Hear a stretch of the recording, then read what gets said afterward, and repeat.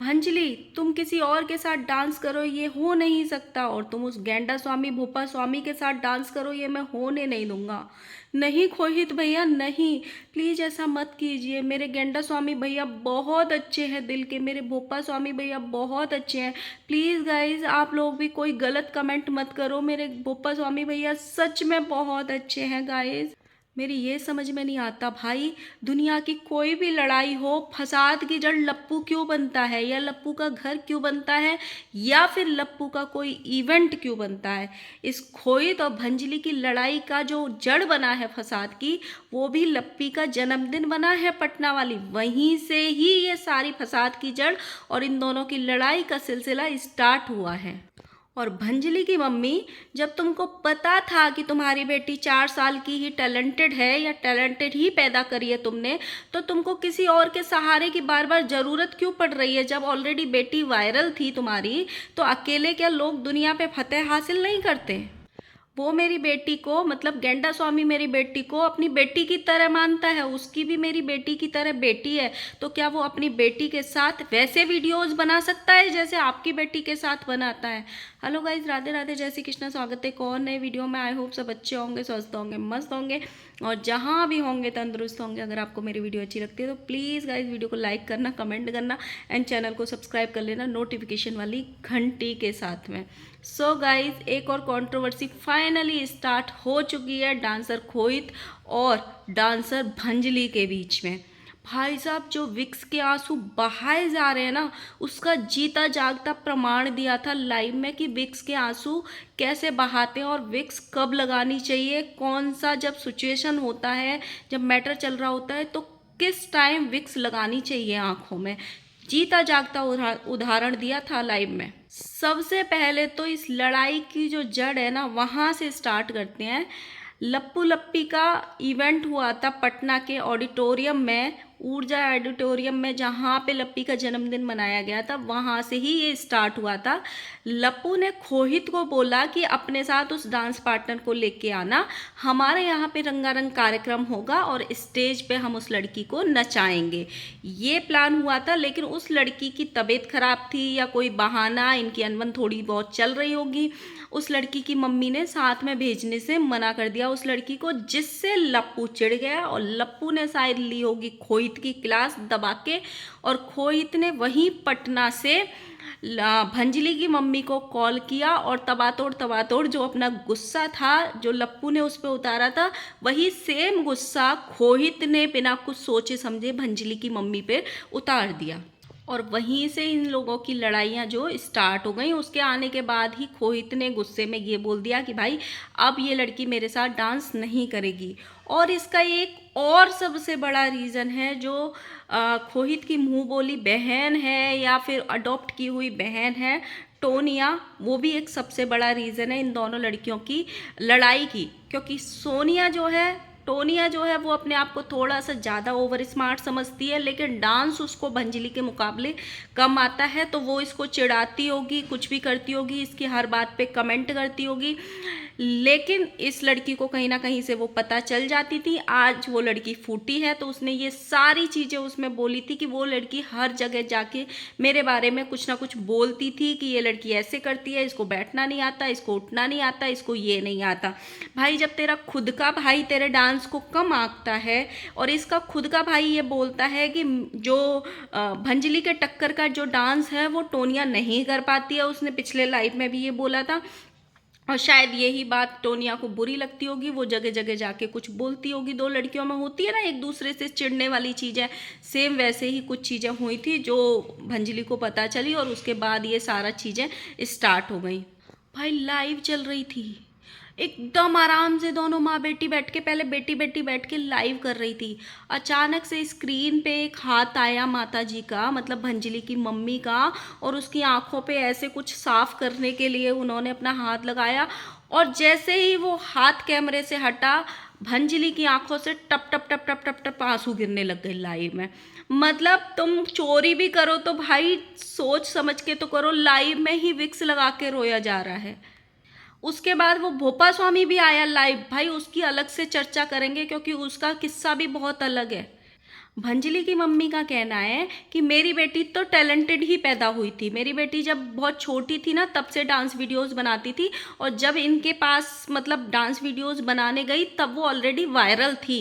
तो भाई जब वायरल थी तो तुमने जगह जगह जाके और किसी की ज़रूरत क्यों पड़ी? और दूसरी बात, फिर तो तुमने उनका फ़ायदा किया ना, जब तुम्हारी बेटी वायरल थी, टैलेंटेड थी, तो तुमको किसी के सहारे की क्यों ज़रूरत पड़ रही है? और तुमको सो कॉल्ड पार्टनर वाली वीडियोस ही क्यों बनानी है? क्यों अकेले लड़कियां अपने दम पे डांस वीडियोस नहीं बनाती हैं क्या?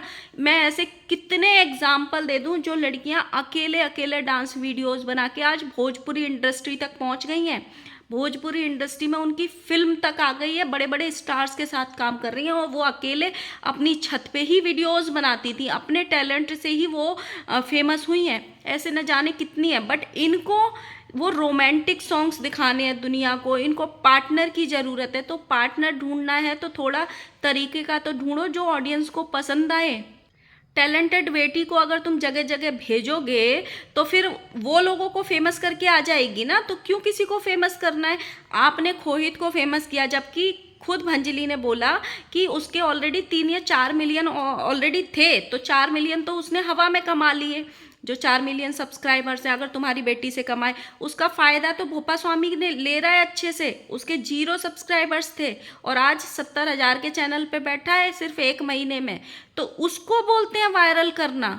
खोहित का ऑलरेडी जब वो लड़की साथ में गई थी तो 3 या 4 मिलियन का चैनल था, तो हालांकि वो लड़का भी सही नहीं है, उसको भी कंट्रोवर्सी करनी है और विक्टिम प्ले करना है आंसू बहा के कि मैं बहुत बेचारा हूँ, मैं बहुत अच्छा हूँ, मैं बहुत सच्चा हूँ, वो करना है उसको भी। लेकिन मैं अभी इनकी बात कर रही हूँ कि जब ऑलरेडी ये वायरल थी तो किसी की ज़रूरत नहीं होती है तुमको।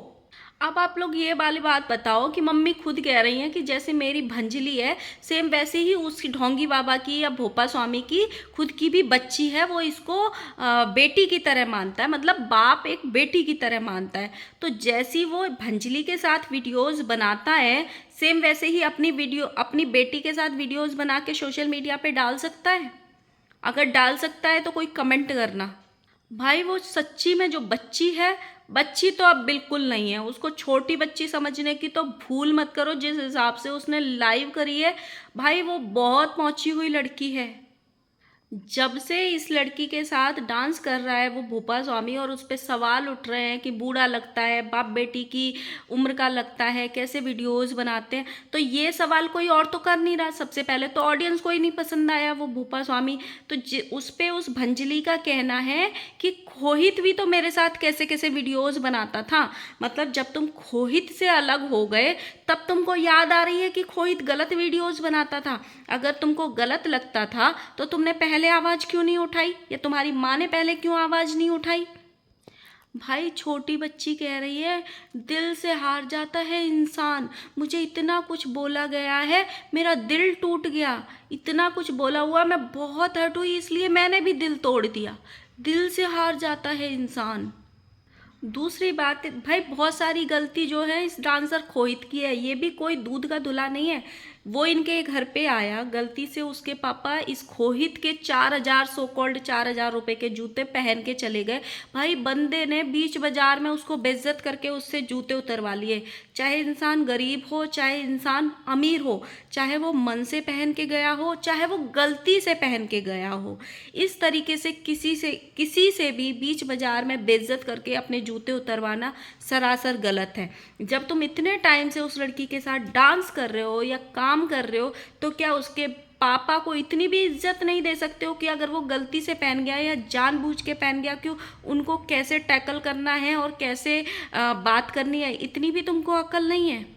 भंजली का कहना है कि हमारा बीच में भी कोई झगड़ा हुआ था, उसके बाद हमारी चीज़ें शॉर्ट आउट हो गई थी, जब हम मिलने गए तो मेरी मम्मी ने खोहित को गले से लगा लिया, मतलब चीज़ें सॉल्व हो गई।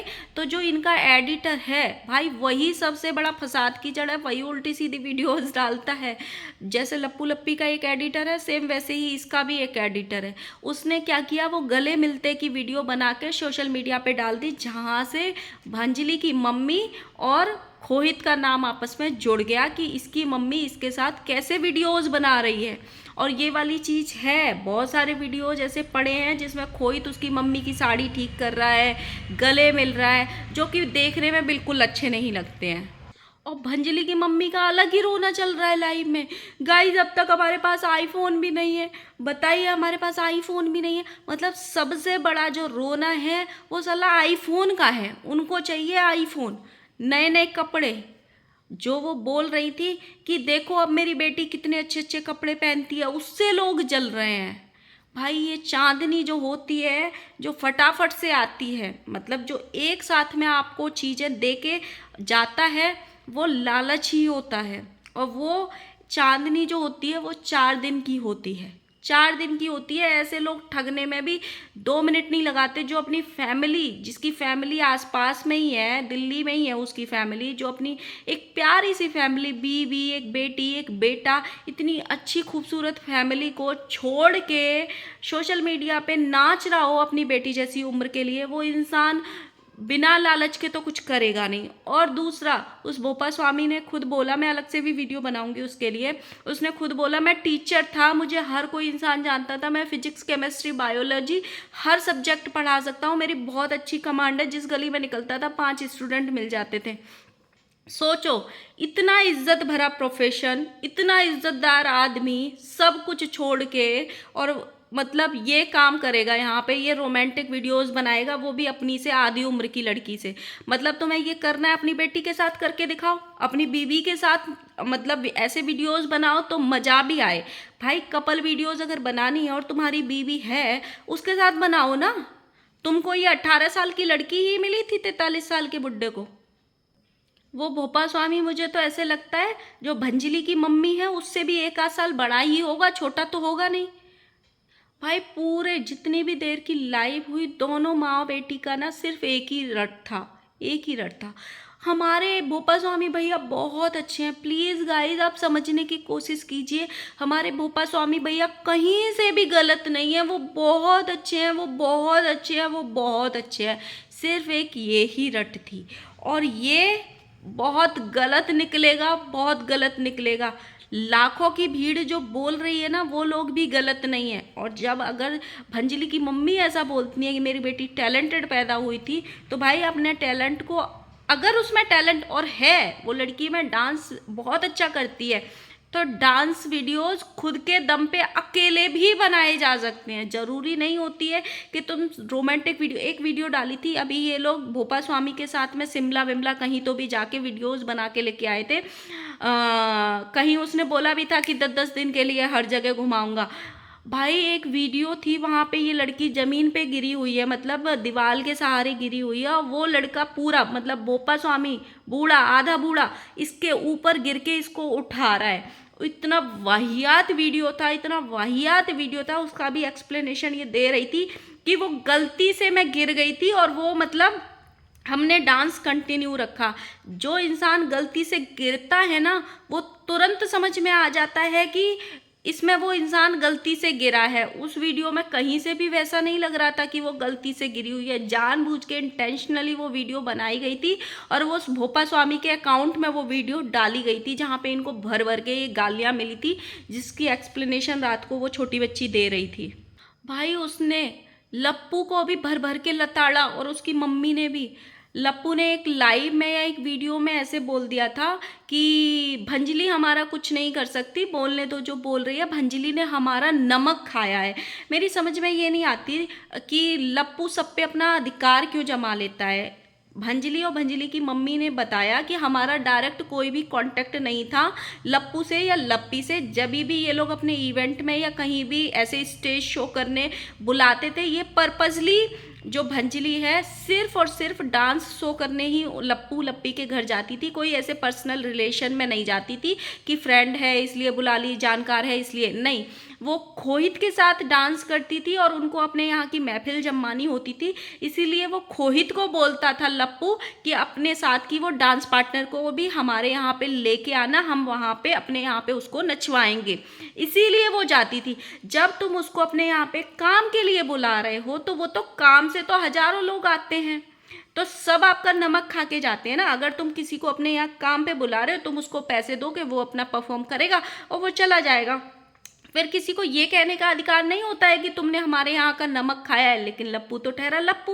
लप्पू ने दुनिया में किसी का नमक नहीं खाया, सब ने लप्पू का नमक खाया। अभी देखो वो छोटी बच्ची क्या बोली है लप्पू को कि मुझे लप्पू लप्पी से ये उम्मीद नहीं थी कि वो लोग भी वैसा बोलेंगे। मैंने उनको भैया भाभी बोला था और उन्होंने मुझे ऐसे बोल दिया कि हमारे घर का नमक खाया, मुझे बहुत बुरा लगा। और मैं उन भैया को बोलती हूँ वो हमारे घर आ जाए, नमक के साथ साथ बहुत अच्छी अच्छी चीज़ें भी खिलाऊंगी मैं उनको, और कभी जिंदगी में उल्हाना भी नहीं दूंगी। तो लप्पू अपने नमक का कर्ज ले आना, उसके घर जाके वो नमक के साथ पानी भी देगी और 4 तरीके की मिठाई भी खिलाएगी। सो गाइस, यही था। अभी ये कंट्रोवर्सी और चलने वाली नहीं है, थमने वाली नहीं है। अभी ये और खिंचेगी और खिंचेगी, और इनको भी ये थोड़ा लंबा खींचेंगे, ये तो पक्का है। और भोपा स्वामी का दुख अलग ही है भाई। वो लाइव में आता है ऐसे ऐसे करके भाई, 1 घंटा जो उसने, मैंने तो लाइव ही बंद कर दी थी कि भाई इसकी जो नाक इस लाइव में ना बह जाए। इस अगली वीडियो जब बनाऊंगी उसमें से भोपा स्वामी की हम बात करेंगे। मिलते हैं नेक्स्ट वीडियो के साथ में, तब तक के लिए बाय बाय। लाइक कर देना, कमेंट करना और सब्सक्राइब कर लेना।